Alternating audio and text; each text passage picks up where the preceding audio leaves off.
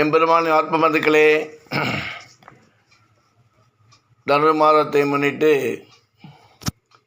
30 நாளும் ஆண்டாளின் பெருமை, ஆண்டாளின் புகழ், ஆண்டாள் நமக்கு கொடுத்த பாசுரத்தை பற்றி பார்ப்போம். இன்றைக்கு ஆண்டாளுக்கு ஏன் கோதை என்ற பெயர் உண்டானது? ஸ்ரீவில்லிபுத்தூரில் ஆடி மாதம் போர் நட்சத்திரத்தன்று பெரியாழ்வார் தாம் அமர்ந்திருந்த நந்தவனத்தில் ஒரு துளசி செடி அடிவாரத்தில் பூமாதேவியின் அம்சமாக தோன்றிய ஒரு பெண் குழந்தையை கண்டுபிடித்தார். அந்த குழந்தைக்கு கோதை என்று பெயரிட்டார். அதை கோதா என்று வடமொழியில் சொல்கிறோம். கோதை என்றால் தமிழில் பூ மாலை என்று பொருள்.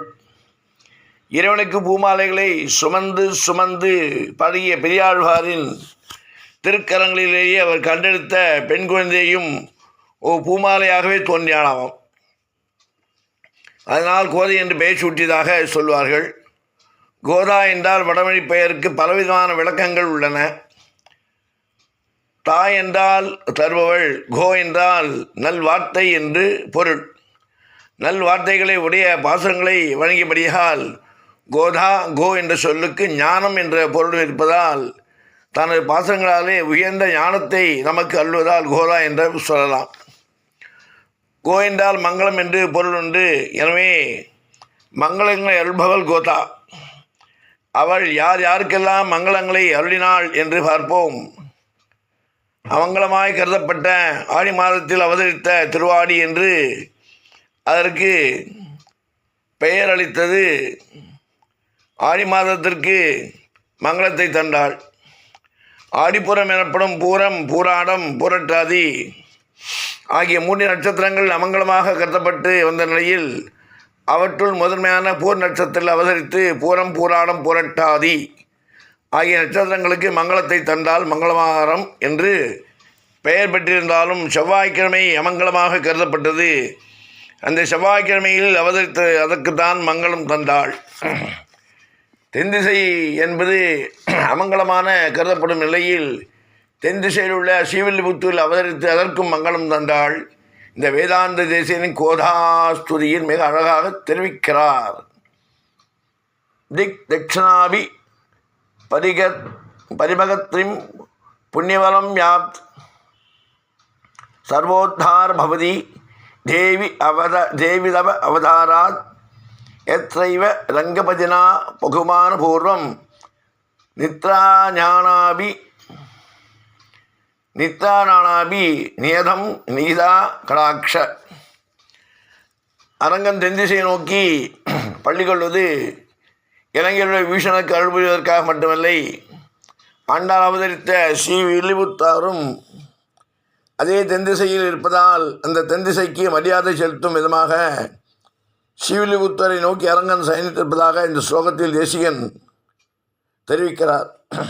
இவ்வாறு தென்திசை செவ்வாய்க்கிழமை பூரட்டாதி, பூர் நட்சத்திரம், ஆடி மாதம் என அனைத்து மங்களத்தையும் அருள்படியால் தான் அவள் கோதா. கோ என்றால் பூமி, தாய் என்றால் பிரார்த்தனை. பூமியை பிளந்து கொண்டு தோன்றியவளால் கோதா என்று சொல்லுதுண்டு. பெரியாழ்வாரின் பெருமையை உலகுக்கு உணர்த்துதல் 12 ஆழ்வார்களுள் மற்றும் 14வது 11 ஆழ்வார்களுக்கு இல்லா சிறப்பு பெரியாழ்வாருக்கு உண்டு. 12 ஆழ்வார்களில் அதுதான் பெரியாழ்வாருடைய பொங்கும் பரிவு. எல்லாம் ஆழ்வார்களுக்கும் பெருமாளத்தில் பரிவு இருந்ததாலும் அது பொங்கும் பரிவாக விளங்கியது பெரியாழ்வாரிடத்தில்தான். மங்களாசானத்தில் மற்றுள்ள ஆழ்வார்கள் தங்கள் ஆர்வத்தளவுதான் அன்றி பொங்கும் பரிவாலே வில்லிபுத்தூர் பட்டபிரான் பெற்றான் பெரியாழ்வார் என்னும் பெயர் என்று மணவாள மாமுனிகள் கூறியுள்ளார். மதுரையில் திருமாலே வந்து பெரியாழ்வாருக்கு தரிசனம் தந்தபோது பெரியாழ்வார் தனக்கென்று ஒரு பிரார்த்தனையை இறைவனிடம் முன்வைக்காமல் இப்படி வெளியே வந்து இறைவன் மீது யாருடைய கண் எச்சில் பட்டுவிடுமோ என்று அஞ்சி பல்லாண்டு பல்லாயிரத்தாண்டு பல கோடி 100,000 மல்லாண்டு தோள் மணிவண்ணா உன் சேவடி செவ்விதிருக்காப்பு என்று இறைவனுக்கு பல்லாண்டு பாடினார். திருமால் மேல் இத்தகைய பரிவு உடையவராக அவர் திகழ்ந்தமையால் விஷ்ணுசித்தர் என்ற அவருடைய பெயர் மறைந்து பெரிய ஆழ்வார் என்ற அனைவரால் அழைக்கப்பட்டார். இத்தகைய பக்தரான பெரியாழ்வாரின் பெருமையை உலகுக்கு உணர்த்தி திருப்பாவை விட உயர்ந்த ஒரு ஸ்தானத்தை அவருக்கு அளிக்க விழைந்த பூமி தேவி பெரியாரை தன் தந்தையாக தேர்ந்தெடுத்து அவருக்கு மகளாக தோன்றியவள்தான் வேயர் போய் வில்லிபுத்தூர். மேன்மேலும் மிக விளங்க பிட்டுசித்தன் தாயை திருமகளாய் வந்த அரங்கனார்க்கு தூளாய் மாலை சூடிக் கொடுத்த மாதாவே. நேயமுடன் திருப்பாவை பாட்டு ஆரைந்தும் நீயுரைத்து தையுறதிங்கள் பாமாலை ஆயபுகழ் 143 அன்புடனே அடியேனுக்கு அருள் செய் நீயே என்று தேசிகன் பாடியபடி பெரியாழ்வாரின் திருமகளாய் அவதரித்த ஆண்டாள் அரங்கனையே மணந்து கொண்டபடியால் பெரியாழ்வாருக்கு அரங்கனின் மாமனார் என்னும் ஸ்தானம் கிடைத்தது. இப்படி பெரியாழ்வாரின் பெருமையை உலகுக்கு உணர்த்துதல் ஆண்டாளின் அவதார நோக்கமாகும். வராஹப் பெருமாள் கூறிய ரகசியத்தை உலகுக்கு உரைத்தல், பிரளய காலம் முடிந்த மீண்டும் உலகை படைப்பதற்குரிய திருவடி சிருஷ்டி காலம் வந்து அப்போது பிரம்மா உலகை படைக்க முற்பட்ட போது எங்கும் கடல் மட்டுமே இருந்தது. நிலப்பரப்பை காணவில்லை. இரண்யாட்சரன் என்னும் அசுரன் பூமியை கடலுக்கு அடியில் ஒளித்து வைத்திருப்பதற்கு உணர்ந்தார்.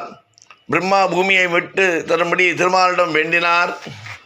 அப்போது வாயினால் மனத்தினால் சிந்திக்க போயபழியும் புகுதல்வா என்றாகும் தீநீர் பூசாகும் செப்பேலோ என்பாவாய் என்று கூறுவது போல் வராகப் பெருமாள் கூறிய ரகசியத்தை தெள்ளத் தெளிவாக எளிய இனிய தமிழில் நமக்கு தெரிவித்தருளினாள். இதுவே ஆண்டாளின் அவதாரத்துக்கு 4வது நோக்கமாகும். இவ்வாறு ஆண்டாளை அவதரித்த திருவாடிப்போற நாளிலே ஆண்டாளையும் அவளது கேள்வனான ரங்கமன்னாரையும் வணங்கி எங்கும் திருவள் பெற்று இன்புருவமாக. இப்படி கோதா என்ற பெயருக்கு உண்டான காரணத்தை தெள்ளத் தெளிவாக தெரிந்து கொண்டோம். இன்று பாசுரத்தை பார்ப்போம். முதல் பாசுரம். மார்கழி திங்கள் மது நிறைந்த நன்னாளால் நீராடப் போதுவீர் போதுமினோ நேரழீர் சீர் மல்குவாய்ப்பாடிச் செல்வச் சிறுமிகள் கூர்வேல் கொடுந்தொழிலன் நந்தகோபன் குமரன் ஏராந்த கண்ணீர் யசோதை இளம் சிங்கம் கார்மேனிச் செங்கன் கதிர் மதியம் போல் முகத்தான் நாராயணனே நமக்கே பறை தருவான் பரோர் புகழ் பணிந்தேலோர் இம்பாவாய் என்று அப்படிப்பட்ட சிறப்பான பாசனமாக முதல் பாசனம் இருக்கிறது. இதனுடைய பொருள், அழகிய அணிகலன்களை அணிந்திருந்த கன்னியரே, சிறப்புமிக்க ஆயர்பாடியில் வசிக்கும் செல்வமிக்க சிறுமிகளே, மார்கழியில் முழுநிலா ஒளி வீசும் நல்ல நாள் இது. இன்று நாம் நீராடக் கிளம்புவோம். கூர்மையான வேலுடன் நம்மை பாதுகாத்து வரும் அரிய தொழிலைச் செய்யும் நந்தகோபன், அழகிய கண்களுடைய யசோதை பிராட்டி ஆகியோரின் சிங்கம் போன்ற மகனும், கரி நிறத்தவனும் சிவந்த கண்களை உடையவனும், சூரியனைப் போல பிரகாசமான முகத்தை உடையவனும், நாராயணனின் அம்சனுமான கண்ணபிரான் நமக்கு அருள் தர காத்திருக்கிறான். அவனை நாம் பாடி புகழ்ந்தால் இந்த உலகமே நம்மை வாழ்த்தும். இதே பொருள். இதனுடைய விளக்கம், இந்த பாசுரத்தை ஆண்டாள் வைகுண்டத்தில் மனதில் கொண்டுதான் பாடியிருக்கிறாள். அதனால்தான் நாராயணனே பறை தருவான் என்றாள். 108 திருப்பதியில் 106வது பூமியில் காணலாம். 108வது திருப்பதியான வைகுண்டத்தில் தான் நாராயணன் வசிக்கிறார். நாம் செய்யும் புண்ணியத்தை பொறுத்தே இந்த திருப்பதியை அடைய முடியும். இந்த பாடலை பக்தியுடன் படித்து தர்ம செயல்களை மட்டுமே செய்து நாமும் வைகுண்டத்தை அடைந்து பரந்தாமனுடன் கலந்து விடுவோம்.